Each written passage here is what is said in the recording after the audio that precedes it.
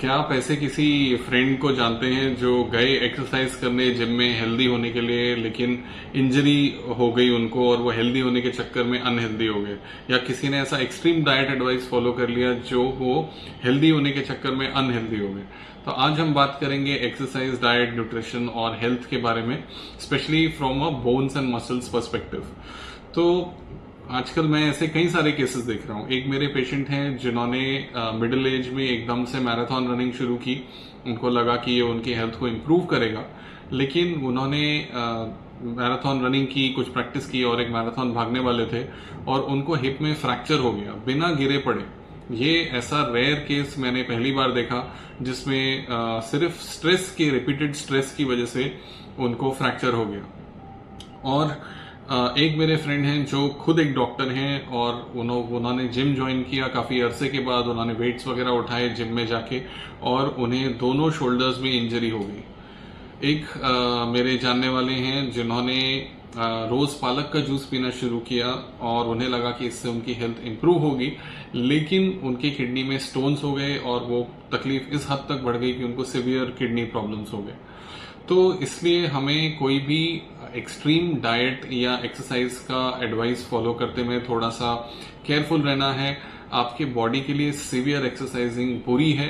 Please understand कि marathon भागना आपके हार्ट के लिए भी अच्छा नहीं है। इसके बारे में कई कार्डियोलॉजिस्ट के टेड टॉक्स हैं, साइंटिस्ट के डिस्कशन हैं जो आपको मिल जाएंगे यूट्यूब पे। आप उन्हें सुने और समझें कि किस तरह से हेल्दी रहने के लिए माइल्ड टू मॉडरेट एक्सरसाइज ही रिकमेंडेड है।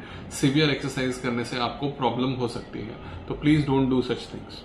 अगर कोई भी नई डाइटरी चीज आपको अपने डाइट में इनकॉर्पोरेट करनी है तो पहले अपने डाइटिशियन और न्यूट्रिशनिस्ट से पूछें।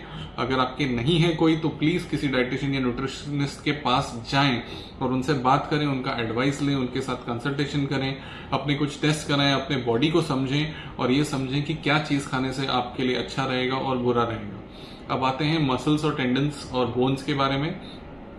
तो हमारे जो मस्कुलोस्केलेटल टिश्यूज हैं उन्हें किसी भी एक्टिविटी को एकस्टम्ड होने में 2 से 3 महीने लगते हैं। तो अगर आप जिम में जा रहे हैं और आप सोच रहे हैं कि आप एकदम से जाकर के वेट्स उठाएंगे, या स्पेशली अगर आप पहले जिम करते थे और अब आप कई सालों के ब्रेक के बाद जाकर के उसी लेवल के वेट्स उठाना चाहते हैं, तो इसमें आपके इंजरी के चांसेस बढ़ सकते हैं।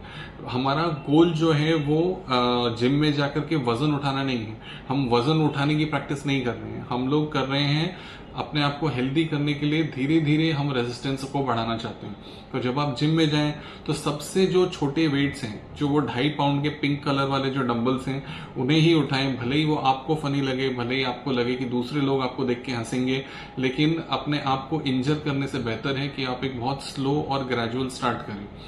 अपने बॉडी को पहले 2-3 महीने तक बिल्कुल स्ट्रेस ना दें। आपका गोल होना चाहिए अगले दिन वापस जिम जाना। कुछ मैंने ऐसे भी लोग देखे हैं जिम में जो पहले दिन आकर के बहुत एक्सरसाइज करते हैं और फिर कई दिनों तक दिखाई नहीं देते। वो इसलिए क्योंकि उनके हाथ पैर इतने दुख रहे होते हैं कि वो अगले दिन वापस ही नहीं आ पाते। तो जब आप जिम में जाते हैं तो बहुत स्लो ग्रेजुअल बिल्डअप करें एक्सरसाइज का। समझिए अगर आप घर पे हैं और आपने कई अरसों से कोई एक्सरसाइज नहीं की है, तो भी आप धीरे धीरे एक्सरसाइज को अपने रूटीन में ला सकते हैं। बस 1 मिनट आपको वॉक करना है। वो आप अपने घर के अंदर भी कर सकते हैं, सिर्फ 1 मिनट दिन में एक बार, और धीरे धीरे उसको 1 मिनट से रोज बढ़ाएं। तो 30 दिन के एंड में आप 30 मिनट वॉक कर रहे होंगे। फिर आप उसको दिन में 2 बार अगर स्प्लिट कर सकें तो और भी अच्छी बात है। तो अगर आप 15 मिनट सुबह और 15 मिनट शाम को वॉक कर लें, वो आपके लिए काफी है।